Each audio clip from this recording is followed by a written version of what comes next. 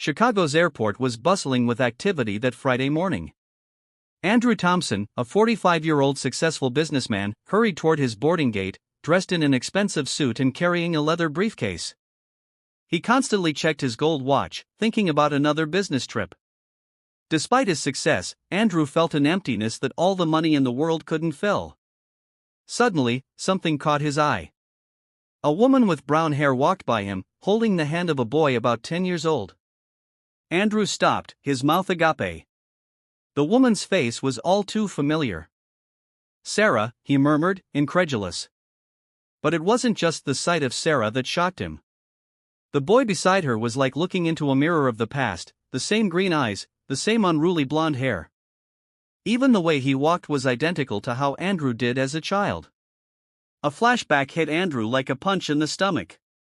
He saw himself 10 years earlier, sneaking out of the apartment he shared with Sarah, leaving only a cold letter on the kitchen table. Sarah's face, sleeping peacefully, unaware that her life was about to crumble, haunted his mind. Andrew felt his legs wobble. Could it be? He thought in panic. Was Sarah pregnant? Guilt consumed him as he wondered if he had abandoned not only his wife but also a son he didn't even know existed. Andrew began walking towards Sarah and the boy, his heart racing. He needed to talk to them, to explain, to understand what was happening. But the crowd at the airport closed in between them. Andrew found himself pushing people, desperately trying to reach Sarah and the boy. "Sarah," he yelled, but his voice was lost in the noise of the airport. When he finally made it through the crowd, Sarah and the boy had disappeared. Andrew looked around frantically, but there was no sign of them. "Sir, are you all right?" a flight attendant asked, noticing his agitated state. Andrew barely heard her. His phone rang. It was Vanessa, his current wife. He ignored the call, still looking around, hoping to see Sarah and the boy. "Sir, your flight is departing," the flight attendant insisted. Andrew looked at her, then at the boarding gate, and back to the airport lobby.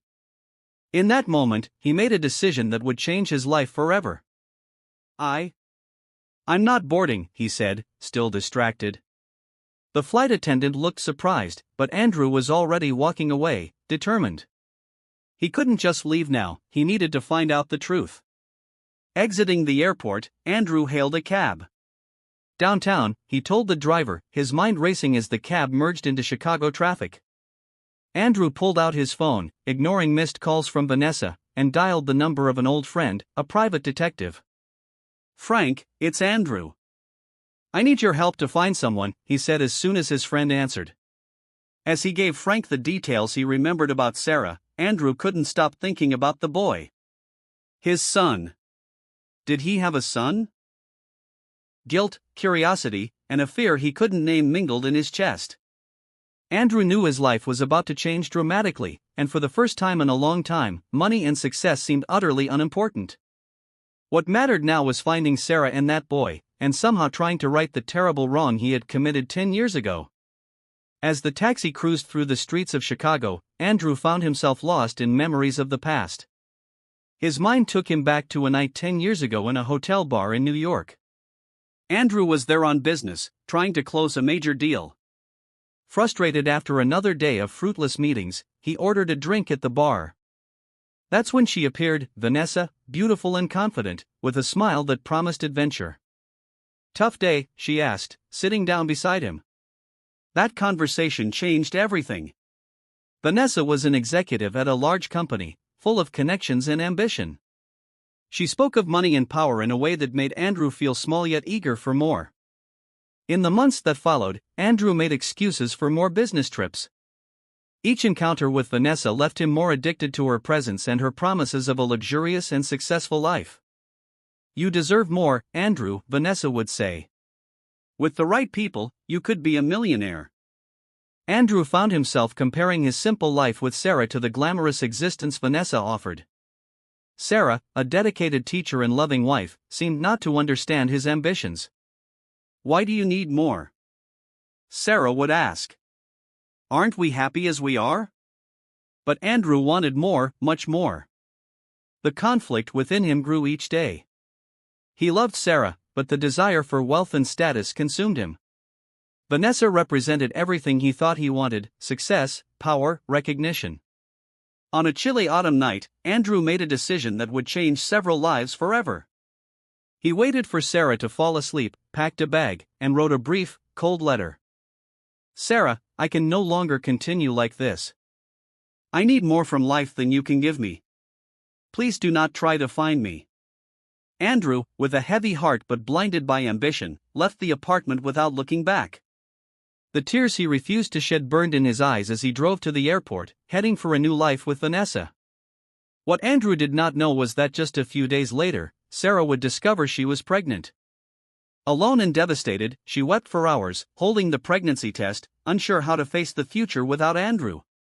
Back in the present, in the taxi in Chicago, Andrew felt the crushing weight of his past actions.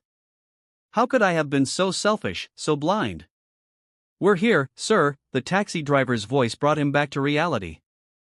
Andrew found himself in front of his friend Detective Frank's office. With trembling hands, he paid the fare and exited the taxi. I need to find them, Andrew murmured to himself, determined. Inside Frank's office, Andrew poured out the whole story. The meeting at the airport, his suspicions, his desperate need to know the truth. Do you realize what you're doing, Andrew? Frank asked, concerned. This could change everything in your life. I know, Andrew replied, running his hands through his hair. But I need to know. I need to make this right. Frank sighed but began taking notes. I'll need more details about Sarah. Last known address, job, anything that might give us a lead. Andrew closed his eyes, trying to remember. Every memory of Sarah was like a stab of guilt. She was a teacher, he began. She worked at an elementary school in the north of the city. Our apartment was, as Andrew provided information, his phone kept ringing. Vanessa, insistent. He continued to ignore her. This will take a while, Frank warned. I'll need a few days to gather concrete information. Andrew nodded, anxious and impatient. Do whatever it takes. Money is no object. Leaving Frank's office, Andrew found himself lost in the middle of Chicago. The city that once felt like home now seemed foreign and hostile. He had money, success, everything he always wanted, but at that moment, he would give anything to go back in time and make the right choice. With the weight of the past on his shoulders and an uncertain future ahead, Andrew began his journey to correct the biggest mistake of his life. Finding Sarah and the child became his only mission. He only hoped it wasn't too late. In the days that followed, Andrew stayed at a hotel in Chicago, anxiously awaiting news from Frank.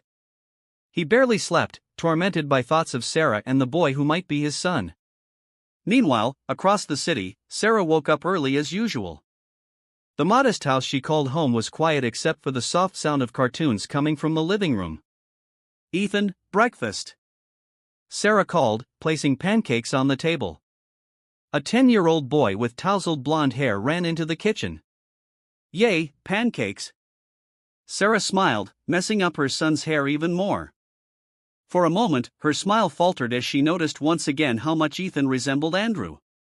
As Ethan ate, Sarah got lost in memories. The first years after Andrew left were a nightmare. Pregnant and alone, she struggled to keep her teaching job as her belly grew.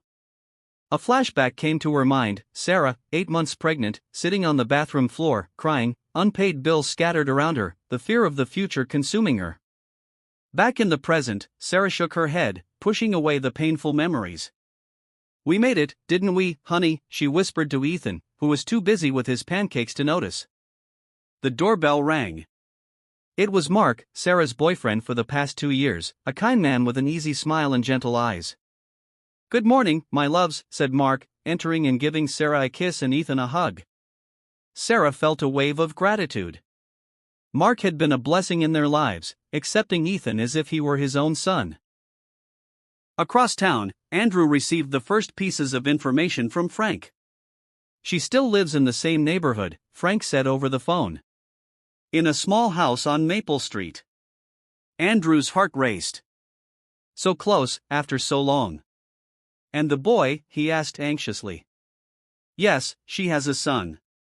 Ethan, 10 years old. attends the local school. From what I could find out, Sarah has been raising him alone since birth. The words hit Andrew like a punch. It was true. He had a son he had never met, who grew up fatherless. There's one more thing, continued Frank. Sarah has been dating for 2 years, a guy named Mark. From what I know, he's very present in their lives. Andrew felt a twinge of jealousy that surprised him. What right did he have to feel jealous?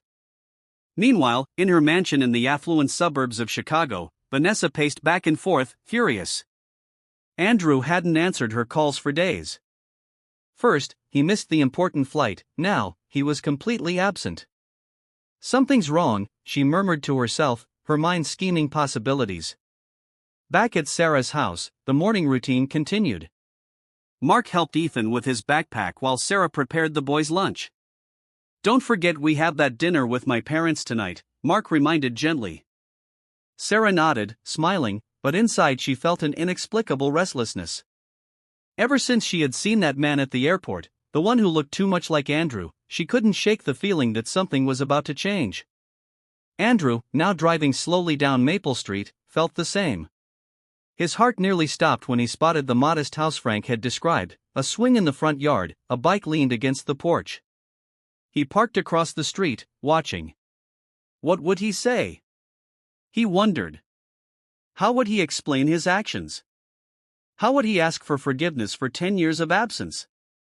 At that moment, the front door opened. Sarah came out, as beautiful as ever, followed by Ethan and a man Andrew assumed to be Mark.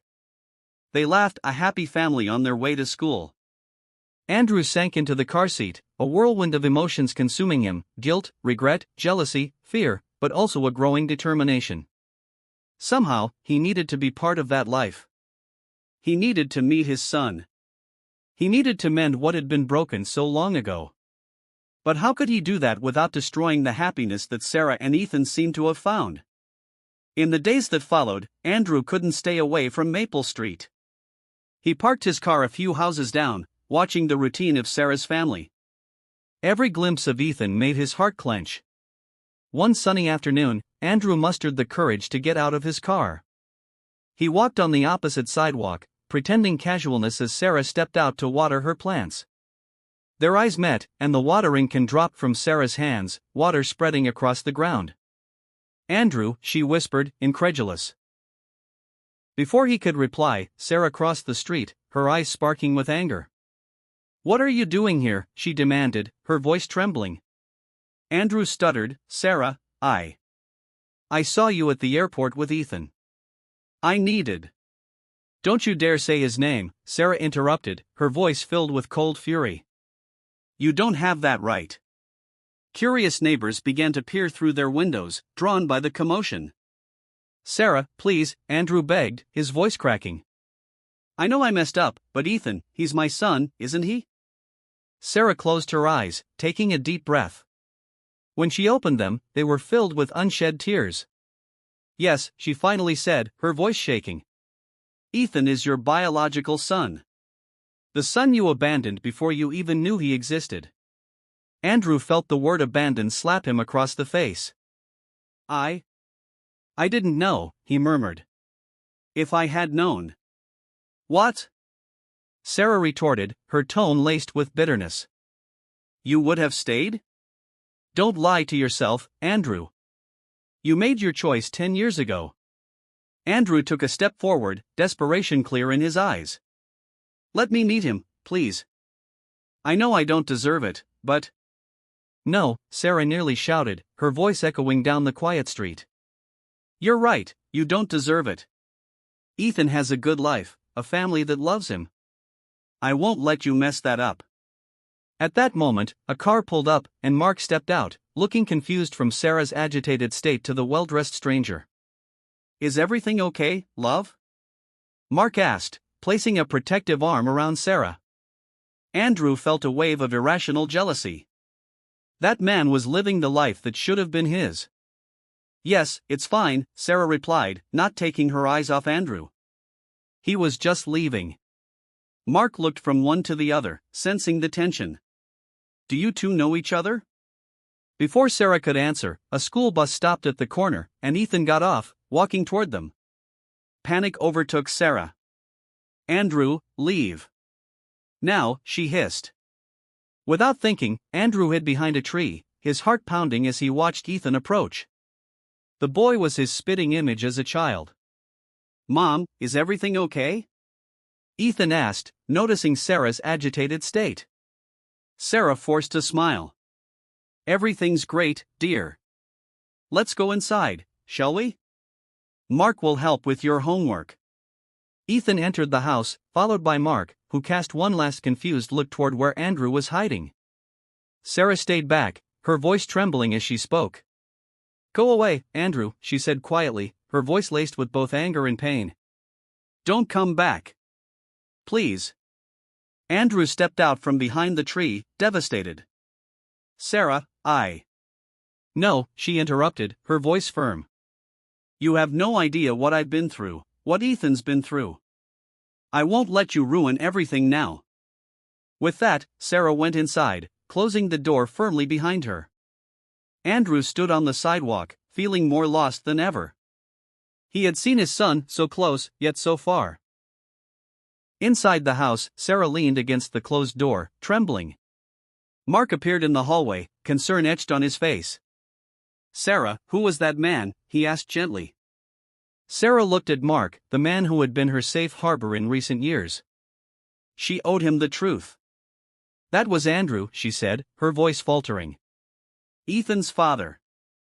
Mark paled, shock and confusion in his expression. "But, how? Why now?" Sarah took a deep breath. "It's a long story, one I hoped I'd never have to tell again." Meanwhile, Andrew returned to his car, devastated but determined. He had made the worst mistake of his life 10 years ago. Now, he needed to find a way to make things right, no matter how impossible it seemed. Andrew spent the night sleepless in his hotel, tormented by painful memories. For the first time, he confronted his past behavior with brutal clarity. Flashbacks filled his mind, Andrew and Sarah 5 years before the abandonment, Sarah excitedly sharing news of a promotion opportunity at the school. "That's great, dear," Andrew had said distractedly, not looking up from his newspaper. "But don't get too excited. After all, it's just an elementary school." Sarah's smile had visibly wilted. Another flashback, Sarah suggested they save money so she could pursue a master's degree. Andrew laughed. "For what? It's not like you're going to earn much more teaching kids to color." Back in the present, Andrew felt shame gnawing at his stomach. How could I have been so blind, so insensitive? Meanwhile, at the Maple Street house, Sarah and Mark spoke softly in the kitchen after Ethan went to bed. "Do you think we should tell him?" Mark asked gently. Sarah sighed, running her hands over her tired face. "I don't know. He has the right to know, but what if it hurts him? What if Andrew disappears again?"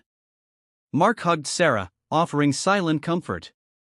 The next morning, Ethan came down for breakfast, finding Mark alone in the kitchen. "Where's Mom?" he asked, yawning. "She had to leave early," Mark replied, placing pancakes on Ethan's plate. Ethan fiddled with his fork, looking thoughtful. "Mark, can I ask you something?" "Of course, champ." "It's about my real dad." Mark froze, his coffee cup halfway to his mouth. "What do you want to know? Why did he leave? Did he not like me?" Mark's heart broke, seeing Ethan's vulnerable expression. "Hey, it's nothing like that. It's complicated, but it has nothing to do with you, okay?" Ethan nodded, though he looked uncertain. Outside, Andrew watched the scene through the window, his heart tight as he saw the affectionate interaction between Mark and Ethan, feeling like an outsider. Determined, Andrew waited for Ethan to leave for school. As the boy passed by, he approached casually. "Hey, kid, is this ball yours?"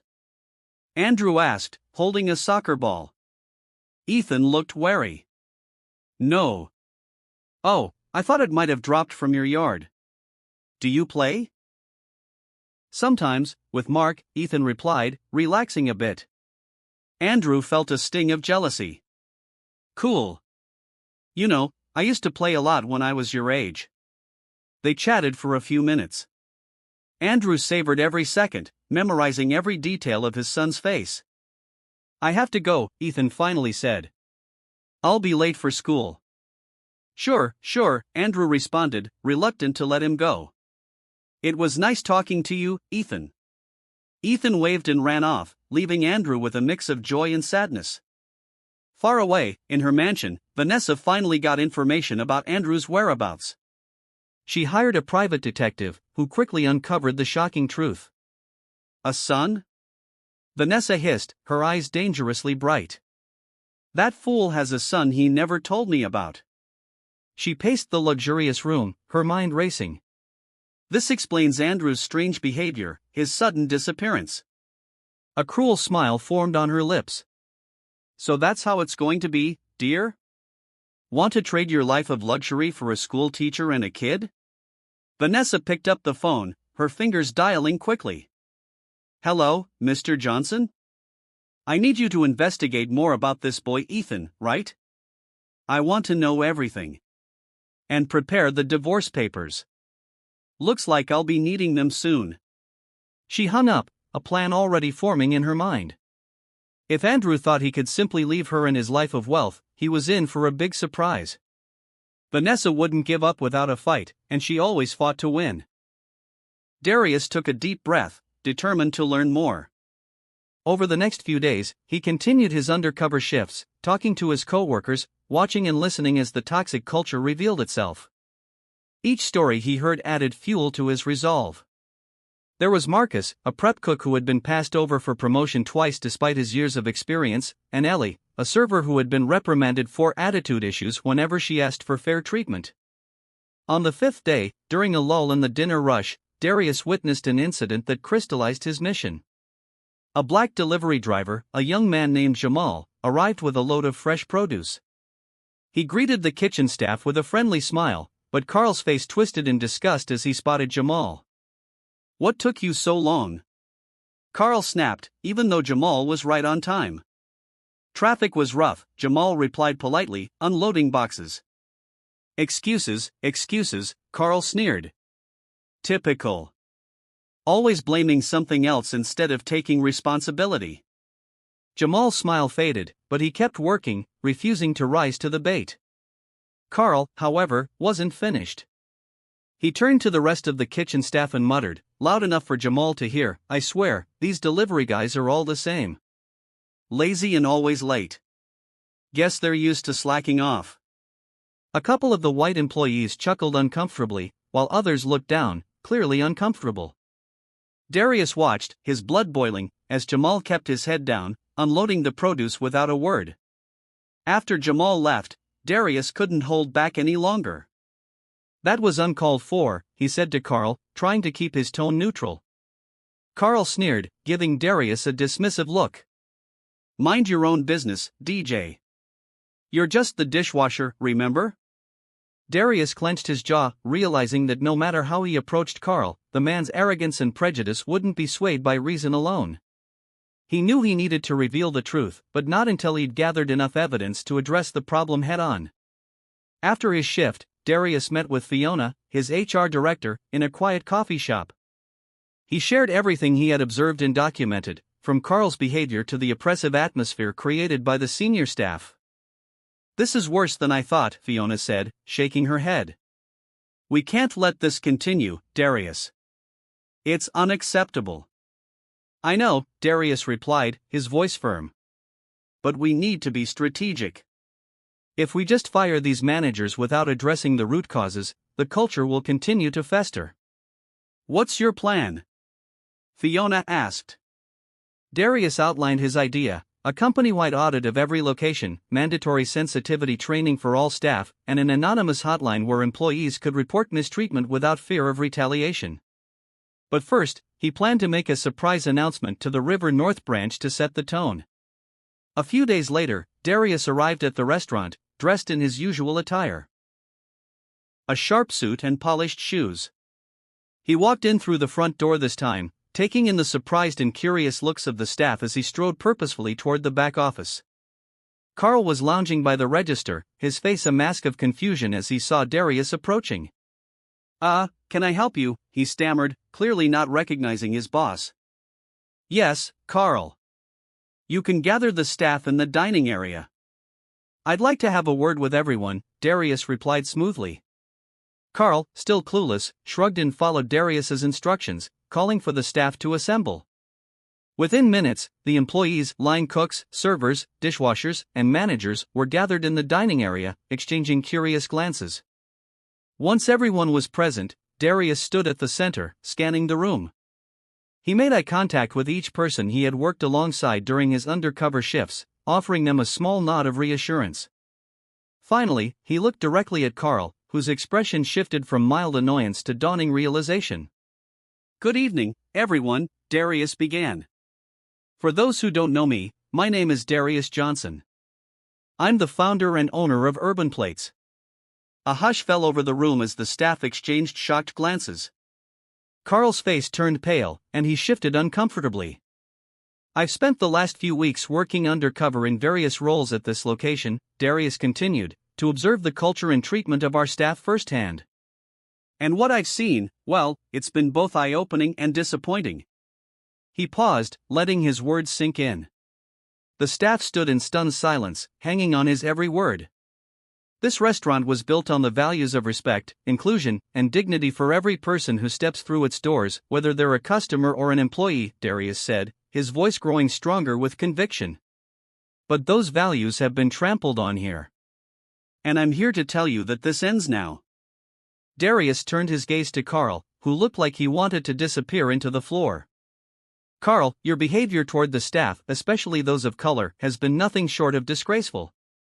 I've watched you belittle, demean, and disrespect people who work tirelessly every day to keep this place running. That stops today." Carl stammered, I didn't. I mean, I didn't know." "Oh, you knew," Darius interrupted sharply. "And I know too, because I saw it with my own eyes." Carl fell silent, his face a mix of shock and fear.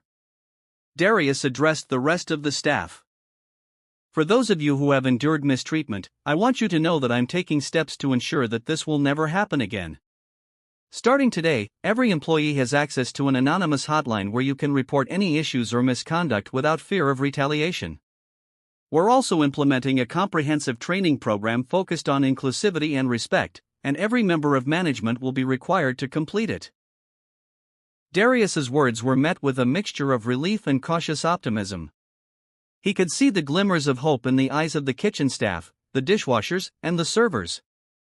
They had waited so long for their voices to be heard, and now, at last, they felt seen. As the meeting concluded, Darius dismissed Carl on the spot, informing him that he would be escorted off the premises. Carl protested, but Darius remained firm, refusing to back down. "You don't represent the values of this company, Carl. I have no place for people who tear others down rather than build them up," Darius said. As Carl was escorted out, Darius spoke one last time to the group. "I want each of you to know that you're valued, that your work matters, and that I am committed to making Urban Plates a place where everyone feels respected. If you ever feel otherwise, my door is open." After the meeting, Darius stayed behind to talk individually with his staff, listening to their experiences, their concerns, and their hopes for the future. He could feel the shift in the atmosphere, the beginnings of a newfound trust. It would take time to rebuild, but he was ready to put in the work. Over the next few months, the changes at Urban Plates were profound. The training programs were rolled out, creating a culture of accountability and respect that spread to every branch. Fiona led workshops on unconscious bias and inclusivity, and managers were trained to recognize and prevent discrimination. Darius made it a point to visit each location regularly, fostering open communication and ensuring that every employee felt comfortable speaking up. Jamal, the young delivery driver who had endured Carl's insults, was promoted to a managerial role at another location. Sarah, the dishwasher who had felt overlooked, became a supervisor and worked closely with Fiona on employee engagement programs. Urban Plates flourished under the new leadership. The turnover rates dropped, employee satisfaction soared, and word spread about the restaurant chain that treated its employees with dignity and respect. Customers noticed the difference too. The positive energy of the staff transformed the dining experience, and Urban Plates became more popular than ever. One afternoon, Darius walked into the River North Branch, greeted by smiles and warm hellos from the staff. He felt a surge of pride as he looked around, seeing the vibrant, diverse team working together harmoniously. The restaurant had become everything he had dreamed it could be, a place where everyone, from the dish pit to the front of house, was valued. As he left the restaurant, Darius spotted Jamal talking to a group of new hires, his voice filled with enthusiasm and encouragement. Darius paused, watching him, and felt a profound sense of fulfillment. He had come a long way from the young man who had dreamed of building a business, and in doing so, he had created something much bigger than himself. A legacy of respect, equality, and opportunity. Urban Plates was no longer just a restaurant, it was a family. And Darius knew that, as long as he stayed true to his values, it always would be. As Urban Plates continued to grow, Darius's commitment to fostering an inclusive and respectful workplace became a cornerstone of the company's identity. The lessons he had learned from his undercover experience had changed him, and he wanted to ensure that no employee ever felt silenced or unseen again. Darius had seen firsthand the transformative power of a workplace that valued its people, and he wanted to build on that foundation for years to come. In the months that followed, Darius and Fiona launched a company-wide initiative they called Urban Unity. This program encouraged each restaurant location to host regular team-building sessions where employees could share their stories, cultural backgrounds, and personal journeys. The sessions allowed team members to bond and celebrate each other's unique identities and perspectives. Darius made a point of attending some of these sessions, not as the CEO, but simply as DJ, sitting alongside his employees, listening to their stories, and offering his support. One memorable session was hosted by Jamal, now a branch manager. He spoke openly about his experiences as a young black man in the workforce, about the challenges he had faced, and about how he had found a home at Urban Plates. The employees listened intently, and many shared similar experiences. The connection in the room was palpable. People opened up in ways they never had before, finding strength in each other's stories. Word of the company's initiative spread throughout the industry, and other businesses began reaching out to Urban Plates to learn more about its approach to workplace culture. Darius found himself invited to speak at conferences, industry panels, and workshops, sharing his journey and the lessons he had learned along the way. He became a powerful advocate for diversity, equity, and inclusion in the restaurant world, urging other leaders to make these values a priority. Through these efforts, Urban Plates not only grew in reputation but also became a destination for talented and driven individuals from all backgrounds.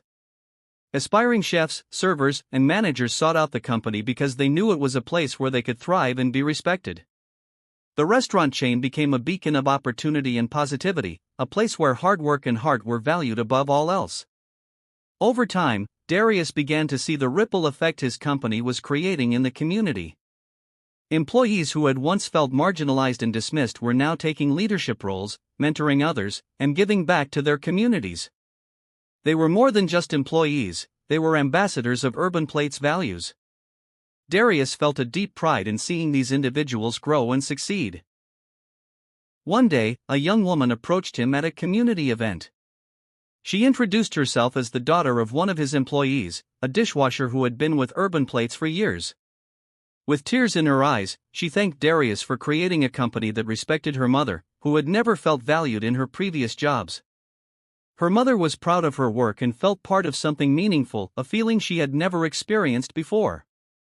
Darius was deeply moved, realizing that his commitment to his employees was impacting not only their lives but also their families and communities. As Urban Plates continued to expand, Darius remained vigilant. He knew that culture wasn't something you built once and left to maintain itself, it was a living, breathing part of the company that needed constant care. Every new hire went through extensive training on the company's values, and every leader was held accountable for upholding those standards. Darius wanted Urban Plates to be a legacy, a place that would carry his vision long after he was gone. Years later, Darius looked back on his journey with a profound sense of fulfillment. The road hadn't been easy, but he had stayed true to his mission and had built a business that not only served great food but also transformed lives. Urban Plates had become more than he had ever imagined, a symbol of unity, respect, and the power of treating people with dignity. And as he looked out over the thriving company he had created, he knew that every challenge, every sacrifice, had been worth it. Urban Plates wasn't just a restaurant anymore. It was a movement, a testament to what was possible when a leader put people first, embraced diversity, and stayed true to the values that truly mattered. And in the heart of every dish served, every employee promoted, and every life touched, Darius's legacy lived on. As Urban Plates continued to flourish, Darius felt inspired to take the company's mission even further. He began partnering with local community organizations in culinary schools, especially those serving underprivileged neighborhoods, to create job training and mentorship programs. These programs aimed to provide young people with the skills and confidence they needed to succeed in the culinary world. Darius saw this as an opportunity to give back to the communities that had shaped him, creating pathways for others who, like him, had faced obstacles and stereotypes in pursuing their dreams. The first program, called Rising Plates, launched at a high school in Southside Chicago, where Darius had grown up. It offered students hands-on culinary training, mentorship, and internships at Urban Plates locations. Darius personally visited the school to meet with the students, sharing his story of resilience and determination. Many of the students saw themselves in him, and Darius became a role model and a symbol of hope in his community. One of the students, a young man named Malik, reminded Darius of himself. Malik was passionate about cooking but had been told by others that his dreams were unrealistic. Malik confided in Darius about his struggles, his desire to make something of himself, and the doubts that often held him back. Darius took Malik under his wing, offering guidance, encouragement, and a chance to work at Urban Plates as an intern. Over time, Malik blossomed, transforming from a hesitant teen into a confident young chef. The program's success inspired Urban Plates to expand Rising Plates to other cities where they had locations. Soon, young people from diverse backgrounds were entering the program, developing skills, and finding new paths toward stability and purpose.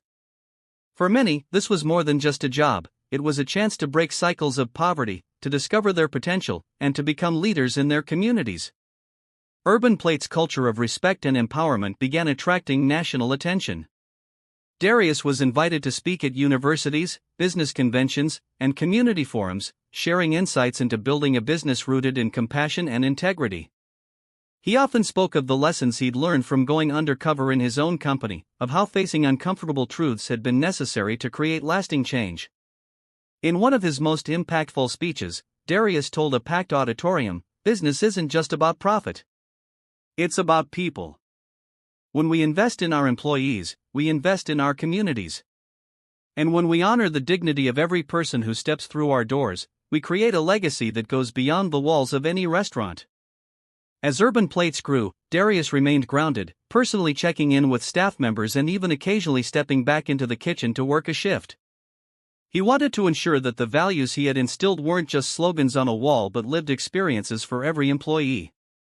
He cherished the time spent among his team, listening to their stories, sharing laughs, and continually learning from them. Years passed, and Darius decided it was time to pass on the torch. He carefully selected a new CEO, someone who had worked their way up through Urban Plates, starting as a dishwasher just like he once had. This new leader understood the heart of the company, and Darius knew that Urban Plates was in good hands. In his retirement, Darius continued his community work, becoming an advisor to small businesses and nonprofits focused on workplace equity and empowerment. He dedicated himself to building opportunities for young entrepreneurs, supporting initiatives that encouraged ethical business practices, and speaking out against systemic injustices in the industry. One evening, as Darius walked into an Urban Plates location incognito, he was struck by the warm and respectful interactions between the staff and customers. He saw Malik, now a lead chef, guiding his team with kindness and patience. In that moment, Darius felt the full weight of what he had accomplished, not in numbers or profit margins, but in the lives transformed, the futures changed, and the communities strengthened. Urban Plates had become a lasting legacy, a place where dignity, equality, and opportunity flourished. And as Darius walked out into the night, he knew that his journey, while complete, would live on in the dreams, ambitions, and successes of everyone he had inspired. As the years went by, the ripple effect of Darius's work continued to expand. Former employees who had once worked as dishwashers, line cooks, and servers at Urban Plates were now entrepreneurs, managers, and chefs in their own right, carrying forward the values they'd learned under Darius's leadership.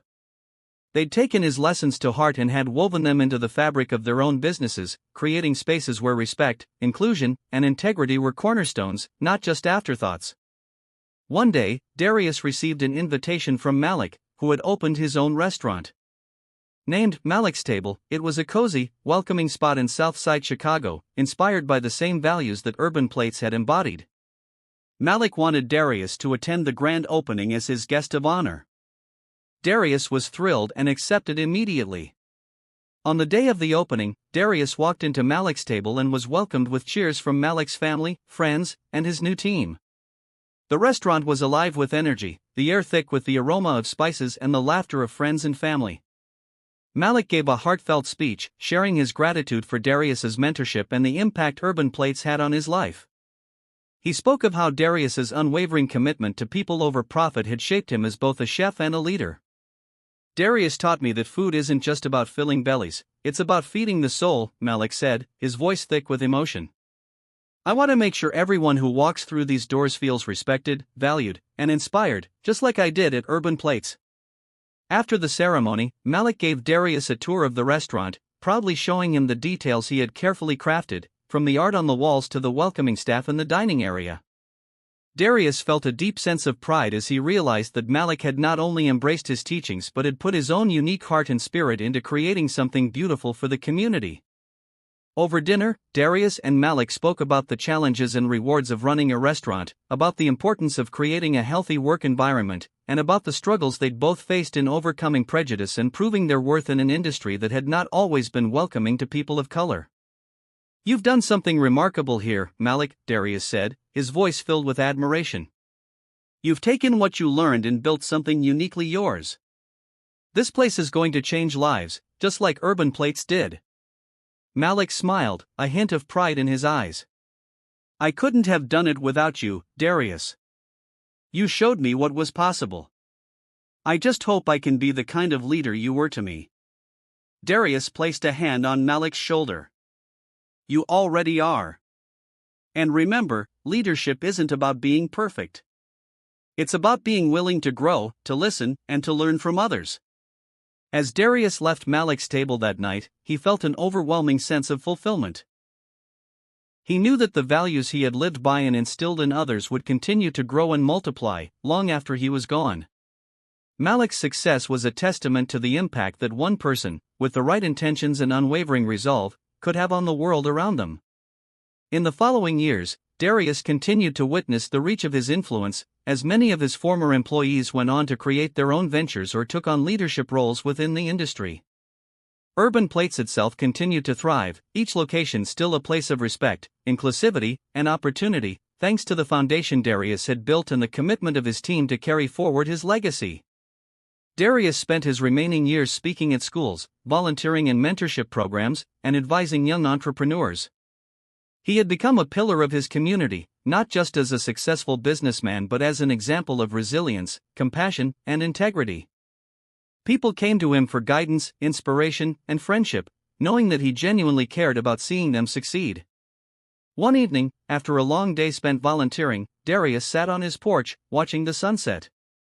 He reflected on his life, on the mistakes he'd made, the hard lessons he'd learned, and the journey that had brought him to this point. He thought of the countless people he had met, the stories they had shared, and the lives that had intertwined with his own. As the last light of day faded, Darius felt a profound sense of peace.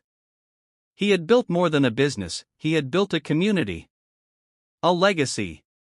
And he knew that the seeds he had planted, nurtured by those who had come after him, would continue to grow, shaping the world in ways he could only imagine. In the end, Darius's story was not just one of success, it was a story of redemption, of purpose, and of the power of one person to inspire change. And as he sat there, content and grateful, he knew he had truly found his place in the world. As the years continued to pass, Darius's impact only deepened. He often found himself invited back to Urban Plates locations to meet new employees and share his story. Each time, he was struck by the vibrant and diverse community that had blossomed within the company. Employees who had never met him before would eagerly listen to his journey and ask him for advice on navigating the challenges they faced in their own lives. For Darius, these encounters were reminders of the ripple effect his mission had set into motion. One day, as he visited a new Urban Plates location in a small town outside Chicago, he was approached by a young woman named Lila, who worked as a line cook. She was nervous as she introduced herself, but after a deep breath, she spoke up.